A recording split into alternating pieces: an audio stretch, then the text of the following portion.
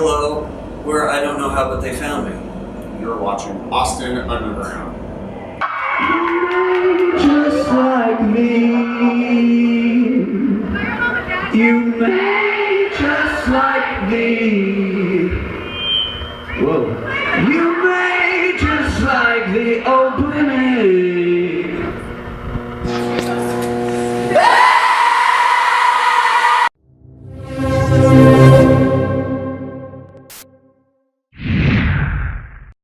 Hey Austin Underground, this is Reese, and we are here with I Don't Know How. How are you guys? Good, how are you? Good. You want to introduce yourselves? My name is Dallon. And I'm Ryan. Okay. All right. So, how do you guys feel? It's almost the end of this tour. It feels like it's gone by really, really fast. Yeah. But I feel good.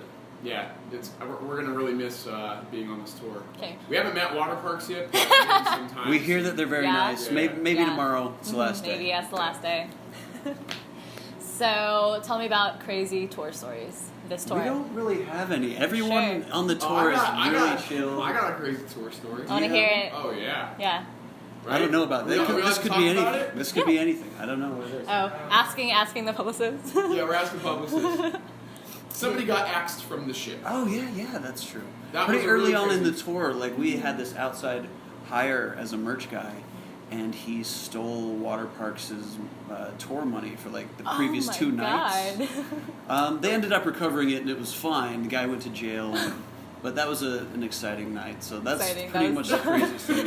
Other than that, like it seems that pretty much every night on this tour, someone's been injured. Yeah. Or taken away in an ambulance, or even last night there was a train behind the venue. Yeah, Skylar was telling us about And it.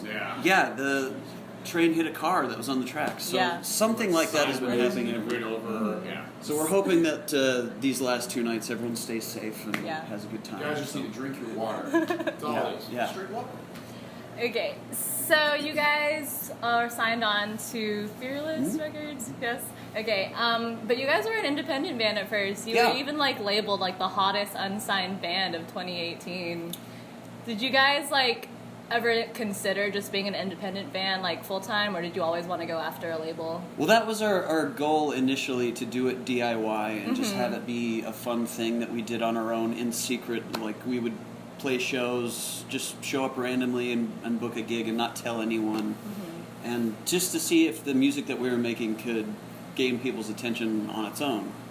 But the goal was eventually, I think everyone who's creative wants their stuff to be heard by as many people as possible. So if our plan went well, then eventually there would be a record label and more people would be exposed to what we're doing. So it's all been very organic, each step of the process. But we're really happy with how it's going. So. Okay, that's good. So both of you guys were in bands previously. How do you guys do things differently now with I Don't Know How and your new label?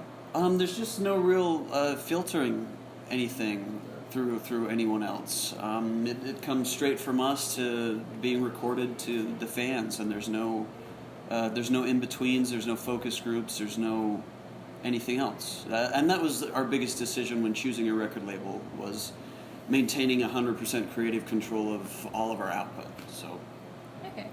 So you want to talk about like your creative choices you've made? Like I noticed your website and how you guys like to have like, what is it, Icelandic, German, or whatever on your website. Yeah. And Well, a lot of the artwork for what we've been planning on for the EP and for the following LP that we want to do is based off of really old Swiss pop art and design. Okay. Like in particular, an artist named Otto Truman, and he's a really well-known artist if you're in that sort of graphic design world. But he's mostly known for instructional booklets and posters advertising, government events and things like that. So it is strictly very corporate art, and that's the kind of feel we wanted to capture. With the Icelandic, I wanted to choose a language that seemed somewhat familiar but kind of alien as well, and not a lot of, it's a very specific language and region that exists in, and not many people outside of that portion of the world know that language. So that's kind of why I wanted to choose it. Also, it's very beautiful. So. Okay, and then what about with like 1981 and the band being like some long lost 80s pop band? Yeah, well, I was born in 1981, Okay. and when we were making these records, I fell into this weird YouTube hole of old talent shows from public access TV from like 30-something years ago.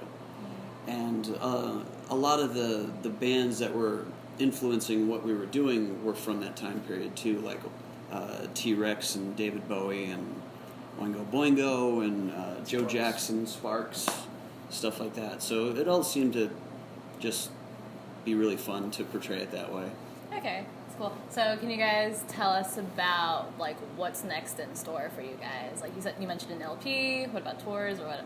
Well, as soon as this tour's done, we're heading to the UK. Yep, we'll play a show there for about 5,000 people. Yeah, just a single show, and then come Yeah. right back here, Fun. make some more music, and play some more shows, and hopefully get a record out as soon as we can. So. Okay. All right. Well, thank you guys. That's all the questions I have for you. Make sure to follow Austin Underground, austinunderground.org. All right. Do you guys want to shout out your handles? Promo yourself? Website? No. Everything at iDKHow. You can find us if you want to find us. Yeah. All right. Thank you.